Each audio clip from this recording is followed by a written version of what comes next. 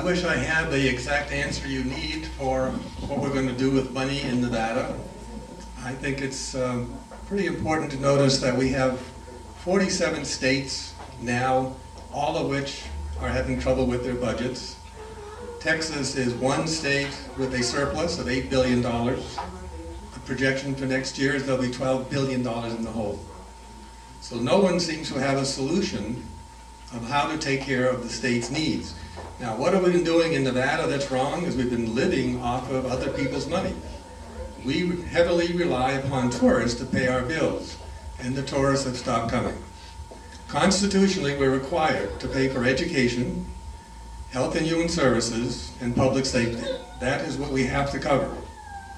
And you've probably already seen now when we cut back on every agency in the state, the lines grow. People are complaining. A friend just went to get a driver's license and they were in line for 4 hours. If you want the services, you have to pay for them. And that means that some sort of tax structure has to go on. Everybody that I know of says that we need to redo the tax structure, and I certainly agree with that, because we can't depend upon tourism that isn't here. So there are people talking about many things, and I talk to constituents, and I want to know, what is it that you think about the different items of taxation? And I'll tell you what I hear about. There's the broad-based business tax. Well, that's not clear what that means. Do you mean a gross receipts tax? Everybody tells me a gross receipts tax hurts a small business because they haven't made a profit and they're going to pay a tax. Then you say, well, let's do a tax on corporate profits. Well, you can hide your profits by paying large salaries. So that isn't quite the answer either. And then they'll switch to, well, let's do a tax on services. And this one really bothers me because I don't know what they're talking about when they say services. Does it mean that every time you get a haircut, you're going to pay a tax? Does it mean that the lady goes to the cosmetician or whatever, the hairdresser, you're going to pay a tax? Or does it mean every time a house is sold, you pay a tax on everybody that provides a service for that house? So I wouldn't support a service tax without knowing exactly what people are talking about. But that is a popular tax out there. Other people say, well, let's just bump the sales tax. That seems to be fair. Everybody hits it. Well, what I say is I'm listening. I will go talk to everybody in town that I can, with or without a business, and ask them, what taxes are you paying, and what can we do to improve the situation in Nevada? We've cut a lot of money. The university, I know, has been cut, and the idea you said of keeping funds, if you are running a program at the university where you get state-appropriated dollars, yes, you do lose them at the end of the year, and it's very aggravating. But there are self-funded programs, like the summer school was at UNLV, and if you have a surplus in that situation, you do keep it. It rolls, unless the administration spends it for you. So there are both kinds, and I don't think well, it's possible that we could have them keeping the money and not spending it at the end of the year.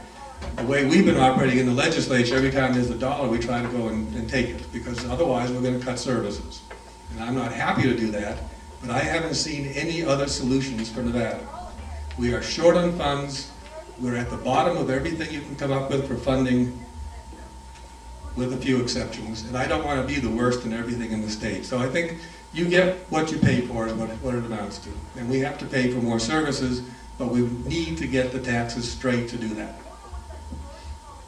And I'm Paul Aisley from Assembly 41. I didn't do that in the beginning. Hi, Maria Dunnigan. By the way, just to let you know, Maria, 5 minutes.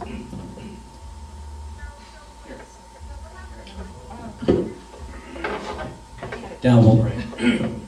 2 years ago, NRS, Nevada Revised Statute 649, was amended to allow collection agencies to act as a foreign corporation. Prior to this amendment, the collection agencies in the state of Nevada were required to have an office, a certified collection manager, and to keep their trust fund money here in the state of Nevada. For whatever particular reason, that amendment was amended, and it allowed all these collection agencies to become foreign corporations. What was very important about Nevada is that they had very stringent guidelines, which is part of what I just stated, and whenever these collection agencies, some of the largest in the world, in order for them to go after companies like Citibank and whatnot, they had to be licensed in every single state, which means that they had to be licensed in the state of Nevada, which means that they had to have an office here, and a certified collection manager, who's trust fund money, and hiring all the employees. Because they made that amendment to the foreign corporation, they allowed these companies to reside wherever their home office is. And once the state of Nevada went into the tank, these collection agencies left in droves. And at one time, if you had a license to be a state certified collection manager, it meant something, and it was a very valuable license, because quite frankly, there was a time when there were more collection agencies than there were state certified collection managers. It was a very difficult test to pass. Since they passed this test, again, there's been so many offices that are vacant, literally thousands of people that are now unemployed. Anyone with a state certified collection manager's license, it's not worth what it used to be, and all the trust fund money is gone.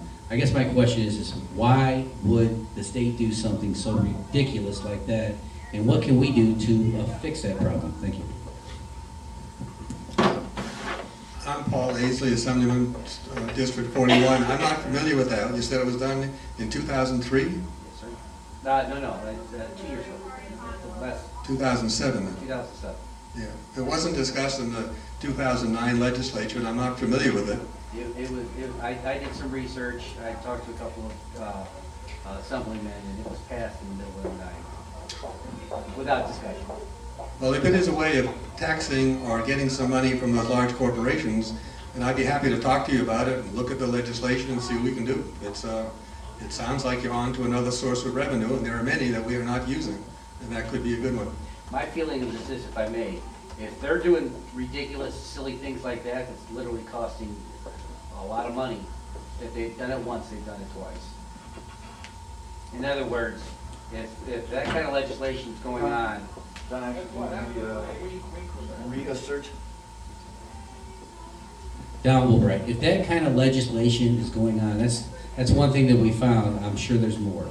And when people say that we have picked through this budget and there's nothing left to cut, that we're going to have to look at taxes, there's nothing left to cut, I believe that there is. And I think that that's just one example. Thank you.